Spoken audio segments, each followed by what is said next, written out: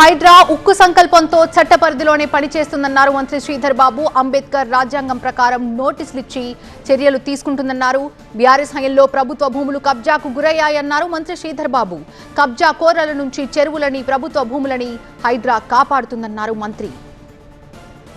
కబ్జాదారుల గుండెల్లో భయం వణుకు పుట్టిస్తూ ఉంటే ఓర్వలేక ఏం మాట్లాడాలని తెలియక కొంతమంది దొంగ ఏడుపులు ఏడుస్తూ ఉన్నారు.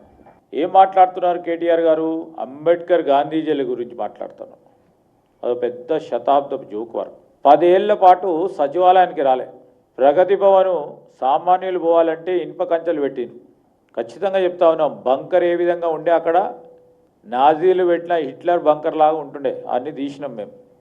హైడ్రా పనిచేస్తూ ఉంది, మన చట్ట పరిధిలోనే పనిచేస్తూ ఉంది. అంబేద్కర్ గారు రచించిన రాజ్యాంగం ప్రకారమే ఈరోజు హైడ్రా వ్యవస్థ నోటీసులు ఇచ్చి చట్టం ప్రకారం యాక్షన్ తీసుకునే కార్యాచరణ తీసుకుంటుందా లేదా స్పష్టంగా కనబడతా ఉంది.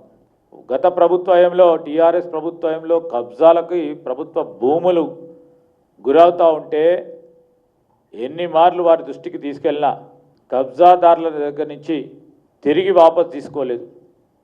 ఈరోజు హైడ్రా ఒక ఉక్కు సంకల్పనతో కబ్జాదారుల నుంచి చెరువులు కానీ, కుంటలు కానీ, వాటికి సంబంధించిన భూములన్నింటిని కూడా ప్రభుత్వ పరంగా చేస్తే దాన్ని సరికాదంటా ఉన్నారు. ప్రజలందరూ కూడా ఒకసారి గమనించాలి.